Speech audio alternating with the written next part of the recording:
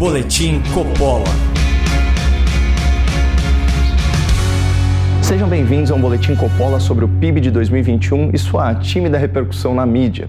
Há alguns dias, o IBGE divulgou os dados da economia brasileira referentes ao ano passado, apontando um crescimento de 4,6% na geração de riqueza do país, o que totalizou 8,7 trilhões de reais. O resultado foi superior às expectativas do mercado, tirou o Brasil da recessão técnica fruto da pandemia e mostrou que a economia nacional, no biênio 2020-2021, foi mais resiliente que a da maioria dos países ricos e desenvolvidos. Sem falar que os números do último trimestre parecem promissores. A taxa de desemprego, por exemplo, recuou para 11%, menor nível desde 2015. Cumpre reconhecer que a realidade atual corrobora o famoso diagnóstico do ministro Paulo Guedes. A economia, de fato, se recuperou em V, exatamente como ele havia antecipado.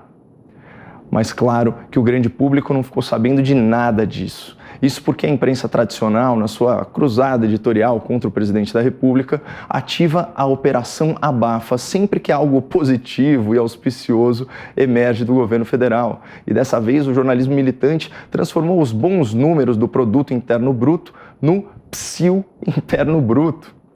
Mas quer saber? Antes o silêncio, o psil, do que a desinformação.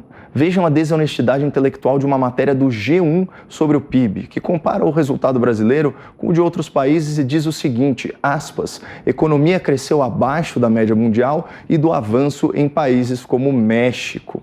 Bom, para começo de conversa, quando se fala em crescimento econômico, é importante lembrar que nós estamos tratando de porcentagem em relação ao ano anterior. Por exemplo, se o PIB de um país dá um salto de quase 5%, à primeira vista esse resultado parece positivo.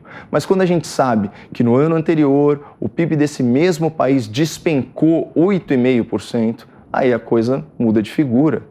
E a propósito, esses são os números oficiais do México, um país em que as perdas de 2020 estão longe de serem compensadas pelos ganhos de 2021.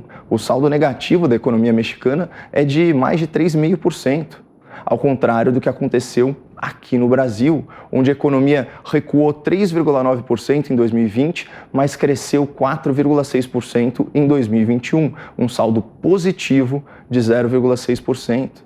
Portanto, é ridículo, é tendencioso o G1 apresentar uma lista aleatória de países que cresceram mais que a gente em 2021, como se a performance econômica deles fosse superior à nossa durante esse período de pandemia. Isso é praticamente uma fake news velada. No ranking publicado pelo G1, além do México, estão na frente do Brasil países desenvolvidos, como o Reino Unido, como a França, como a Itália, o Canadá. Ocorre que, considerando aí as perdas e os ganhos acumulados entre 2020 e 2021, na verdade, a economia brasileira se saiu melhor que a de todos eles. Vamos comparar, por exemplo, os nossos resultados com os do G7, o grupo das 7 economias mais ricas do mundo. Na média, o PIB desses países retraiu 2,2% em 2020 e 2021, contra um crescimento de 0,6% do Brasil. Na real, só um país do G7, os Estados Unidos, apresentou números percentuais de PIB melhores que os nossos.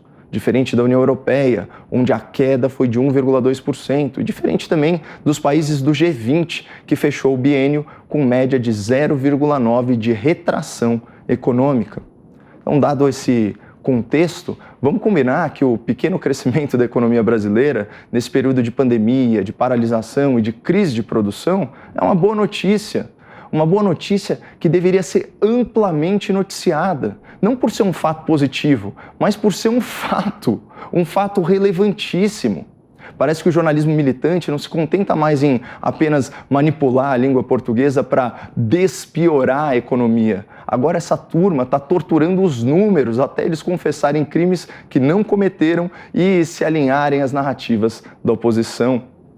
E como ensinou Benjamin Disraeli, antecipando essas matérias, tipo essas aí do G1, há 3 espécies de mentira. As mentiras deslavadas e as estatísticas. No próximo bloco, nós continuamos falando sobre os bons resultados econômicos censurados pela grande imprensa. Boletim Coppola.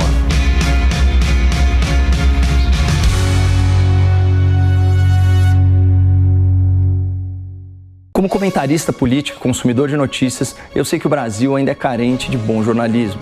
Mas não desanime. Nesse oceano de desinformação, ainda existem ilhas de excelência na imprensa nacional. Um exemplo é a Gazeta do Povo, um jornal comprometido com a liberdade. Eu e vários colegas que eu admiro apoiamos a Gazeta como colunistas, escrevendo artigos toda semana. Mas nós contamos com você para nos apoiar como assinante. Acesse gazetadopovo.com.br/Caio ou clique no link do descritivo desse vídeo e saiba mais. Boletim Coppola. Sejam bem-vindos de volta a esse Boletim Coppola sobre dados macroeconômicos do Brasil. A divulgação do PIB de 2021 permite uma análise fundamental para as eleições de 2022. Agora é possível comparar os 3 anos completos da gestão atual, que enfrentou a pandemia, com os 3 anos mais recentes da gestão petista, que enfrentou a sua própria corrupção, ideologia e incompetência. Nos 3 últimos anos do PT no poder, então 2014, 2015 e 2016, a média do PIB nacional foi de menos 2,4% ao ano. Já o atual governo, considerando 2019, 2020 e 2021, teve média positiva em mais de 0,5%. É muito distante do ideal, mas dadas as circunstâncias de 2 anos de paralisações econômicas e diante de uma crise internacional de dimensões inéditas nesse século, ficar no azul já parece razoável. Eu vou compartilhar com vocês alguns outros dados que constam da nota informativa publicada pela Secretaria de Política Econômica. E eu vou deixar o link para esse documento no descritivo do vídeo no canal Caio Coppola do YouTube. Em 2021, houve um aumento de 17% na formação bruta de capital fixo. São aqueles investimentos que as empresas fazem para ampliar sua capacidade de produção. O consumo das famílias também deu sinais de recuperação, crescendo 3,6%. No último trimestre, a agropecuária subiu 5,8%. Isso alguns meses depois de amargar a pior crise hídrica em quase 100 anos, que prejudicou muito os resultados do setor em 2021 e impediu que o PIB fosse ainda melhor. Outra área que merece destaque, bastante destaque, é o emprego. A PNAD contínua do IBGE aponta a criação de 3.600.000 vagas de trabalho entre outubro e dezembro do ano passado. Isso tem feito a taxa de desemprego declinar, fechando o ano em 11,1%, é o patamar mais baixo desde 2015. No emprego formal, que é medido pelo CAGED, os resultados são ainda mais animadores. Saldo líquido positivo de 2,7 milhões de novos postos de trabalho em 2021. Pessoal, isso é equivalente a 7.500 carteiras de trabalho assinadas por dia. O número de vagas formais criadas em 2021 é praticamente o mesmo número de vagas extintas em 2015 e 2016, quando o governo petista provocou a demissão de mais de 2.800.000 trabalhadores registrados numa crise auto-infligida restrita ao Brasil. E sabe o que é assustador?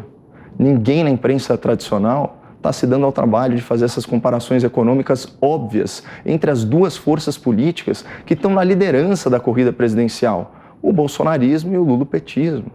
E só para constar, todos esses bons resultados que eu citei aí sobre PIB e sobre emprego, né, desse último biênio, todos eles vieram acima do que foi previsto pela nossa imprensa especializada. Só se for especializada em torcer contra o país. Muito obrigado, não percam a esperança no Brasil e fiquem com Deus.